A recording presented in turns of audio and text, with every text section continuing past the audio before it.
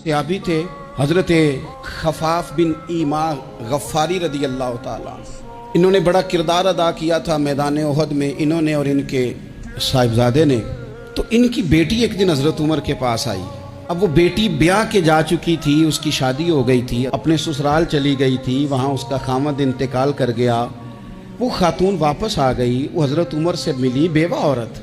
उस बेवा खातून ने आके, यहाँ तो मेरे भाई वो फौजी बेचारे जिनकी बीवियाँ, जिनको एक तकरीब में तो खूब अवार्ड देने के लिए बुलाया जाता है, क्या कभी आपने पलट कर दोबारा गौर किया कि उनके बच्चे कहाँ हैं, उनकी बेवा किस हाल में है, वो किस तरह टाइम गुजार रहे हैं, ये कभी सोचा लोगों ने?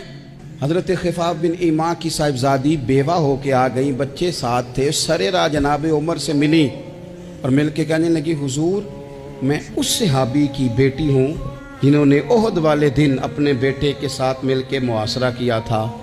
बच्चे मेरे यतीम हो गए हैं, मैं बेवा हूँ। हज़रत फ़ारूक आज़म रदी अल्लाह ताला अन्हु ने फ़हरिस्त नहीं मांगी, खर्चे की डिटेल नहीं मांगी, तुम आना फलाने से मिलना, परसों 9 बजे आ जाना दफ्तर, ये कोई बात नहीं की। हज़रत उमर गौर से खड़े, उस बेटी की बात सुनी, छम छम सैयदना फ़ारूक की आंखों से आंसू गिरे, दौड़ के घर गए, एक ऊँट निकाला, वहाँ से माले गनीमत का माल के भर के 2 बोरियाँ, और बोरियों में क्या था? चांदी भी थी, नकदी पैसे भी थे, कुछ ज़रूरत का सामान भी था, गल्ला भी था। 2 बोरियाँ भर के ऊँट पे रख के खुद लगाम उस बेटी के हाथ में थमा के का पुत्र, सामान भी तेरा है, ऊँट भी तेरा है, और ये ना समझना यही कुछ तुझे दिया है, जब ये ख़त्म होगा तो रब तेरे लिए और बंदोबस्त फरमाएगा।